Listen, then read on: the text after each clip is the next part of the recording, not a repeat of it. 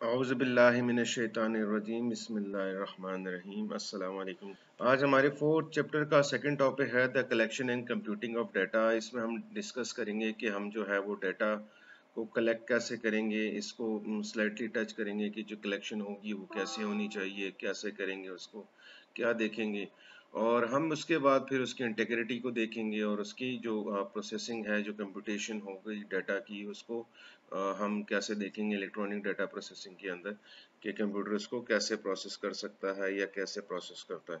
सबसे पहले जो है वो डाटा कलेक्शन है। डाटा कलेक्शन या डाटा गैदरिंग होती है आपकी या फैक्ट फाइंडिंग, जो कि इन्वॉल्व करती है क्रिटिकल फैक्ट्स को, ताकि आपके जो डाटा है वो उसको प्रोसेस हो सके, जो डाटा आपको चाहिए उसको प्रोसेस कर सकें, और वो जो प्रोसेसिंग के बाद आपके पास कोई इंफॉर्मेशन आए या आपके पास जो उसका रिजल्ट है वो आपके पास जो है वो शो हो। मेथड्स यूज़ किए जाते हैं डाटा कलेक्शन के लिए। डाटा कलेक्शन के लिए हम, अगर आप इसको सिंपली देखेंगे कौन कौन सा मेथड्स यूज़ हो जाते हैं, तो आपके पास आपने एसडीएलसी में भी इसको देखा कि आप जो है वो इंटरव्यूज़ करते हैं। इंटरव्यूज़ जो है वो इलेक्ट्रॉनिक भी हो सकते हैं, वो मैनुअल हो सकते हैं। अब जो उसके बाद आपके पास जो होती हैं वो क्वेश्चनेयर्स आप इंट्रोड्यूस करते हैं। क्वेश्चनेयर्स जो है वो आप मैनुअली भी किसी को जाके हैंड ओवर कर सकते हैं और उससे जो है वो रिटन फॉर्म में ले सकते हैं, या आप इलेक्ट्रॉनिकली किसी को जो है वो इंटरव्यूज जो है वो कंडक्ट करें। आप जो है वो उन तमाम चीज़ों में जो है आपके पास उसको ऑब्जर्व करते हैं। ऑब्जर्व करने के बाद आप जो है वो डाटा आपके पास कलेक्ट हो जाता है और आप उसकी फिर सैम्पलिंग करते हैं। सैम्पलिंग क्या है? सैम्पलिंग हम ऑलरेडी इसको डिस्कस कर चुके हैं। Sampling is the process of selecting representative elements. कौन कौन से रिप्रेजेंटेटिव एलिमेंट्स होंगे आपके पास? पीपल हो सकती है, कोई ऑर्गेनाइजेशन होती है, या कोई इंटायर ग्रुप पॉपुलेशन होगा जिसके बारे में आपके पास जो है वो डाटा कलेक्ट किया गया है। और कुछ टूल्स जो हैं वो यूज़ किए जाते हैं इसके डाटा कलेक्शन के लिए, सोर्स डॉक्यूमेंट के लिए, ताकि फॉर्म्स को बनाया जाए, डाटा कैप्चर किया जाए और उसको जो है वो कन्वर्ट किया जाए। इसके लिए जो है वो आप डिजिटल कैमरास जो है वो भी यूज़। इसके अंदर जो आपके पास कुछ स्टेजेस आती हैं डाटा कलेक्शन के लिए, जिसमें आप जो है वो कुछ मेथड्स को यूज़ करते हैं, आप जो है वो डाटा बनाते हैं। सबसे पहले आपके पास डाटा क्रिएशन आती है। Data creation is the process of identification put in together facts in organised form. आप जो है वो डाटा पहले जिस प्रॉब्लम से रिलेटेड आपको चाहिए वो उसको आइडेंटिफाई करेंगे, उसको कलेक्ट करेंगे, उसको कंबाइन करेंगे किसी ऑर्गेनाइज्ड फॉर्म में, और जो ये डाटा है वो आप मैन्युअली भी प्रिपेयर कर सकते हैं, या आप जो है वो डाटा भी कैप्चर कर सकते हैं और उसको जो है वो किसी रीडेबल फॉर्म में ले सकते हैं। फॉर एग्जांपल, अगर आपको आजकल जितनी चीज़ें हमारे पास डिजिटाइज्ड हुई हुई हैं, डाटा क्रिएट हुआ है उससे रिलेटेड, लेकिन उसके बैकएंड में आपके पास क्या है, वो जितना भी डाटा है इधर वो इलेक्ट्रॉनिकली या मैन्युअली वो उस कंप्यूटर में शिफ्ट हुआ है।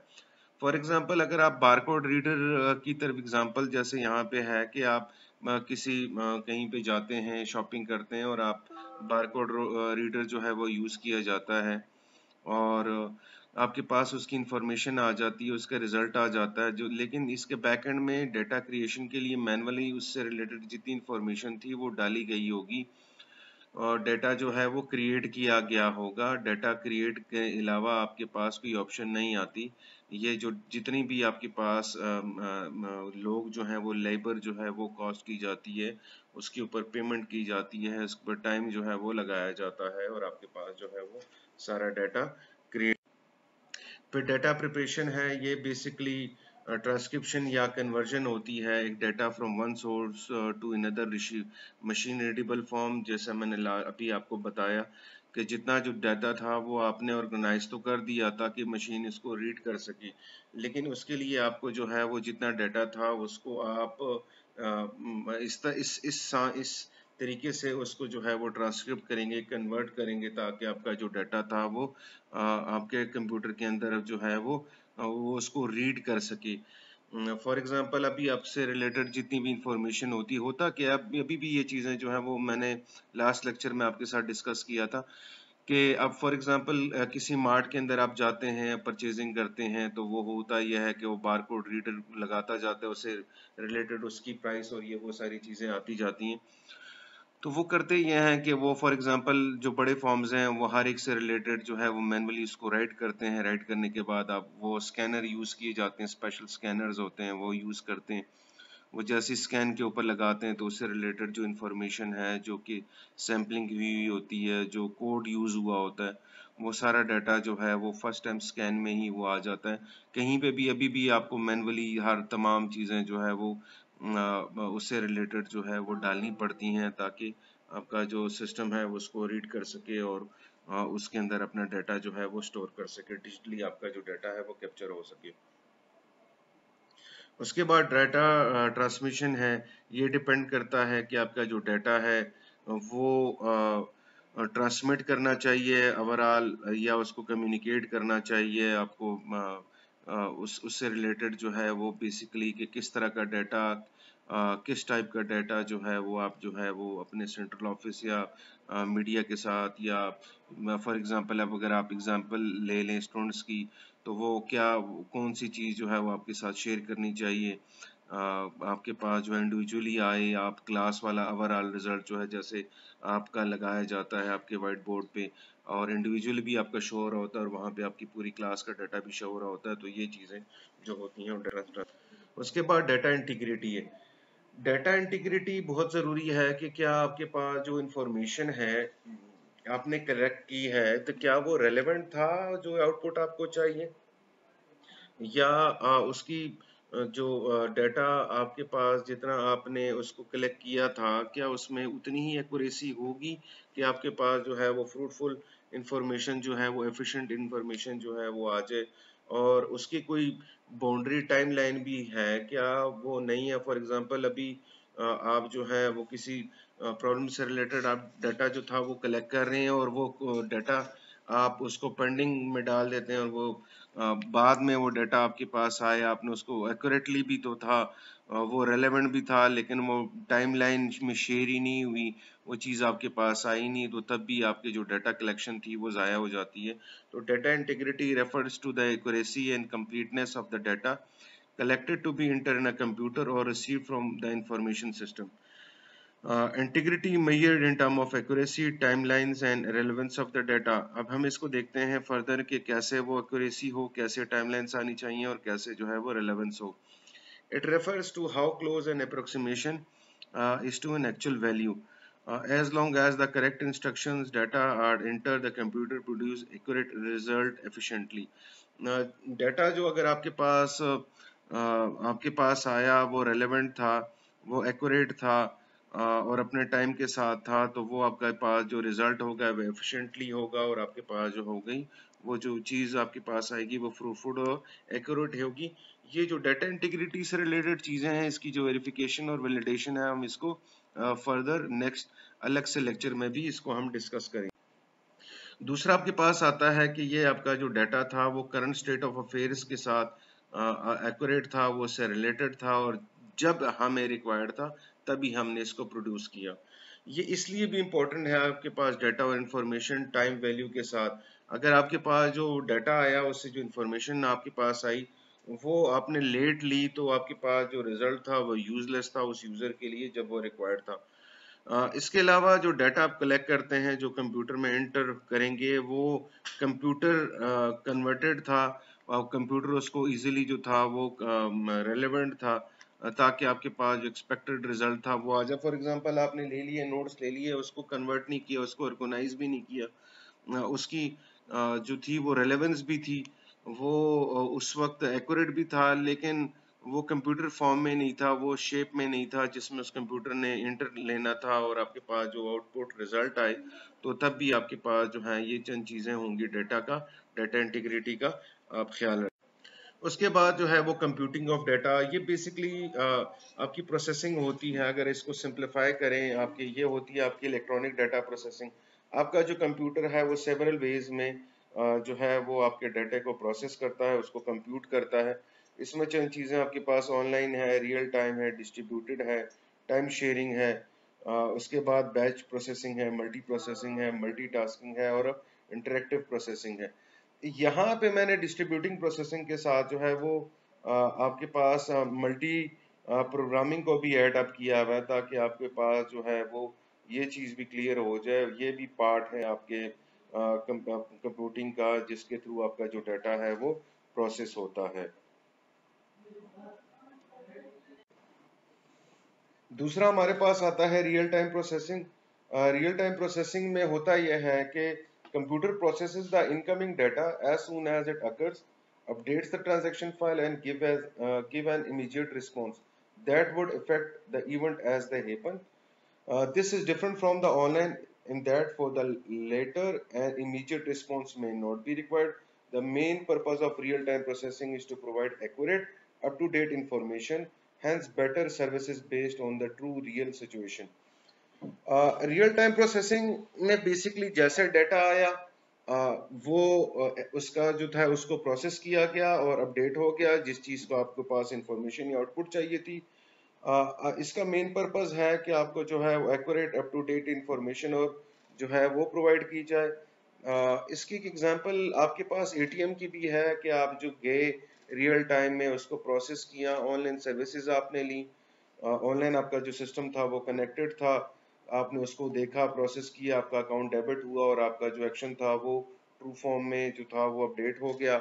लेकिन बाज़ औक़ात होता यह है कि ये आपको एक चीज़ जो थी वो इनपुट तो आई, उस वक्त वो अपडेट भी हुई, ट्रांजैक्शन भी अकर होगी, लेकिन आपको जो था वो इमीडिएट रिस्पॉन्स नहीं चाहिए, वो अभी कंटिन्यूसली रन हो रहा है। तो इसमें भी ये रियल टाइम प्रोसेसिंग में आपके पास इसकी एग्जांपल भी आती रहती है। अब होता यह है, इसकी एक और एग्जांपल हम देख लेते हैं। एटीएम आपके पास जो था वो रिजर्वेशन कराना चाह रहे थे आप ऑनलाइनली, आप गए ऑनलाइन गए, आपने उसके ऊपर रिक्वेस्ट की एयरलाइन टिकट वालों को, आपने इंफॉर्मेशन दी उनको, आपने उनको रिक्वेस्ट दी और आपने अपनी रिजर्वेशन जो थी वो करवा ली। तो बैंक जो आपका बुकी है या वो जो इनका रिजर्वेशन सिस्टम है वो इमीडिएटली जो है वो उस सीट को जो है वो बुक करेंगे आपके नाम, और ताकि जो अवॉइड हो सके डबल बुकिंग, और आपको जो है वो रिस्पॉन्ड कर लेते हैं इमीडिएटली। तो ये जो प्रोसेस हुआ ये रियल टाइम प्रोसेस हुआ, लेकिन ये जो अकर हुआ ये ऑनलाइन के थ्रू आपका जो प्रोसेस था, ये दोनों बैचेस ने कंप्लीट कंबाइन होके आपका जो ये जो कंप्यूटिंग थी, ये जो प्रोसेसिंग कंप्लीट किया। इसके बाद आपके पास आता है distributing data processing. Distributing data processing refers to divide distributing processing tasks to two or more computers that are located on physically separate site but connected by transmission media. The distribution of processing powers increase efficiency and speed processing. An example is banking industry where the customer accounts are operating on the servers in the branches, but all branch accounts can be administrated centrally from the main server as if they resided on it. होता यह है distributed में कि इसकी example के साथ ही हम इसको समझते हैं कि आपका अकाउंट जो है वो एक बैंक के अंदर है। फॉर एग्जांपल नेशनल बैंक है, नेशनल बैंक के अंदर आपका अकाउंट है, उस बैंक के अंदर एक आईटी का सिस्टम मौजूद है, वो कंबाइन होता है अपने रीजन के साथ, उनके साथ जो है वो आपका अकाउंट कनेक्टेड होता है और वो फिर आगे फर्दर एक मेन उनका हेड ऑफिस के अंदर जो सर्वर है मेन फ्रेम के साथ जो वो कनेक्टेड होगा। तो वो जो एक सॉफ्टवेयर है वो डिस्ट्रीब्यूटेड है amongst all in all branches जहाँ पे वो रन हो रहे, कस्टमर्स आ रहे हैं जा रहे हैं, उसको डील करें। मतलब अभी आपके पास होता यह है कि आप फॉर एग्जांपल आपका अकाउंट जो था वो ना इस्लामाबाद में था, आप इसको पिंडी में एक्सेस कर सकते हैं, आप इसको कराची में एक्सेस कर सकते हैं, क्योंकि वो जो सेम पार्ट था वो डिस्ट्रीब्यूटेड हुआ मल्टी जगह पे जो कि कंबाइंड है एक main centrally administrative main server के साथ, जहाँ से वो इजीली जो है वो डाटा आपका जो था वो कनेक्टेड था, वो डाटा जो था वो यूज हो सकता है। और अगर आप कोई ट्रांजैक्शन करना चाहते हैं तो वो आप ट्रांजैक्शन इस्लाम पिंडी में कर रहे हैं, लेकिन आपका जो इस्लामाबाद की ब्रांच में जो आपका अकाउंट था वो इसके साथ जो था वो कनेक्टेड था और वो इजीली आपका जो डाटा था वो प्रोसेस हो गया। इसी तरह डिस्ट्रीब्यूटेड के साथ जो है वो इसमें मल्टी प्रोग्रामिंग होती है, मल्टीटास्किंग होती है। मतलब आप एक ही जगह एक ही प्रोग्राम को सेम टाइम पे सेम जगह पे जो है वो एक्सेस कर सकते हैं, उसको यूज कर सकते हैं। फॉर एग्जांपल आपके पास एक सॉफ्टवेयर था, वो यूज कर रहे हैं आप मल्टीपल जगहों पे, तो होता यह है कि वो सर्वर तो एक था जहाँ पे वो बेस्ड करता था, और उसी सर्वर को जो था वो आपने कनेक्ट किया हुआ था मल्टीपल जगहों पे, मल्टीपल प्रोग्रामिंग के थ्रू, डिस्ट्रीब्यूटेड प्रोसेसिंग के थ्रू, और जो भी बंदा उसको यूज करता था, जो क्लाइंट का डाटा अपडेट करता था या यूजर उसको यूज कर रहा था, तो वो सारा कुछ एक ही जगह पे अपडेट हो रहा था। जैसे फॉर एग्जांपल आपकी CMS है, तो हमारा जो इस्लामाबाद कैंपस है, सिटी कैंपस है, हमारा जो मेन कैंपस है, वो सॉफ्टवेयर एक ही जगह पे बेस्ड है, लेकिन हम मल्टीपल जगहों पे उसको एक्सेस कर सकते हैं, उसमें एडिशन कर सकते हैं, रजिस्ट्रेशन कर सकते हैं, और हम जो भी चीज़ अपडेट करेंगे वो हमारे मेन सर्वर में वो अपडेट होती चली जाएगी।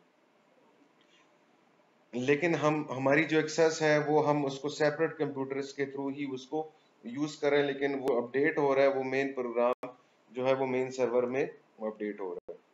उसके बाद आपके पास टाइम शेयरिंग आता है। ये वो प्रोसेसेस है जहां पे मल्टीपल लोग आते हैं और उन्होंने कोई डाटा जो था वो कंप्यूटर से प्रोसेस करवाना था। तो होता यह है कि आपका जो अपेरेंटली जो सीपीयू है वो कोई टाइम शेयर जो था वो दे देगा, वो टाइम एलोकेट हो जाता है ताकि multiple user same operating system को यूज करें। और फॉर एग्जांपल अगर आपकी जो टास्क उस टाइम एलोकेशन में कंप्लीट नहीं हुई, तो वो उसको एक और टाइम स्लॉट जो है वो उसको एलोकेट कर दिया जाता है, जिसको राउंड रोबिन का नाम दिया जाता है टेक्निकली, और उसी स्लाइस में उसका जो प्रोग्राम था वो कंप्लीट हो जाता है शेयरिंग। उसके बाद आता है आपके पास बैच प्रोसेसिंग। डाटा जो है वो तमाम एक्यूमुलेट किया जाता है ग्रुप या बैच की साइड में, स्पेसिफिक टाइम पीरियड के साथ उसको रन किया जाता है, जैसे डेली, वीकली या monthly. For example payroll system है एम्प्लॉयज का, उनके बारे में जो है वो डाटा कलेक्ट किया जाता है, लीव्स को कैलकुलेट किया जाता है, या कोई लोन उन्होंने लिया होता है, तो ये सारी चीजें द मंथ ऑफ बेसिस जो है वो कलेक्ट की जाती हैं, और उसको वो जो है वो प्रोसेस किया जाता है। इसके अलावा आपका बिलिंग सिस्टम है, जैसे आपके घर जो है वो स्विच गैस या बिजली के बिल आते हैं, वो चीजें जो है वो रन टाइम पे जो है वो चल तो रही होती हैं, लेकिन उनके बारे में जो है वो डाटा कलेक्ट किया जाता है और मंथली बेसिस में का डाटा जो है वो कैलकुलेट किया जाता है।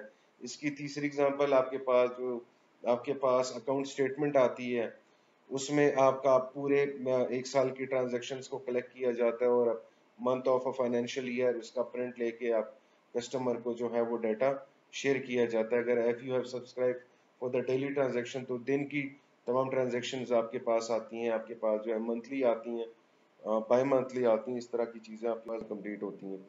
उसके बाद आपके पास जो है वो मल्टी प्रोसेसिंग है, refers to the processing of more than one task at the same time on different processors of the same computer।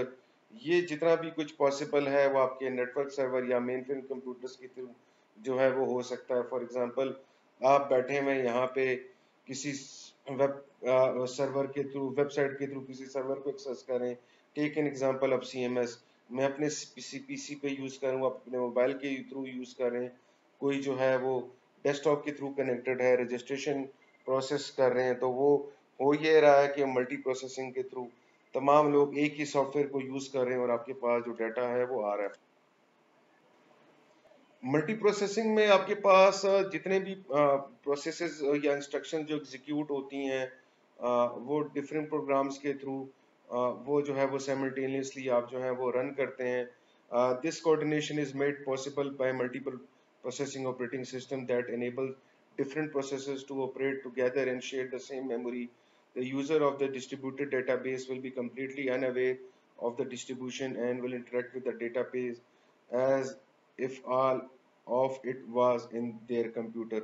मतलब ये यहाँ पे बात हो रही है मल्टी प्रोसेसिंग की, एक टाइम पे आप मल्टीपल प्रोग्राम जो है वो रन कर रहे हैं एक कंप्यूटर के अंदर। वो जो ऑपरेटिंग सिस्टम है वो वो कैपेबल है कि वो आपको तमाम काम जो है वो सेम टाइम के अंदर जो है वो आपको परफॉर्म करके दे रहा है, और एक पीसी से आप जो है मुख्तलिफ काम ले सकते हैं। पिछले हमने बात की थी कि सॉफ्टवेयर के थ्रू मल्टीपल लोग उसको यूज कर सकते हैं और उसके ऊपर काम कर सकते हैं। यहीं पे जो है अगर हम बात करें कि एक ही कंप्यूटर के अंदर आप उससे मुख्तलिफ जो है वो इंस्ट्रक्शन डिफरेंट प्रोग्राम्स को यूज करते हैं एक ही वक्त में, तो वो चीज़ें आपके पास जो है वो कंप्यूटर में आप देख रहे होते हैं कि वो इजी पॉसिबल हो।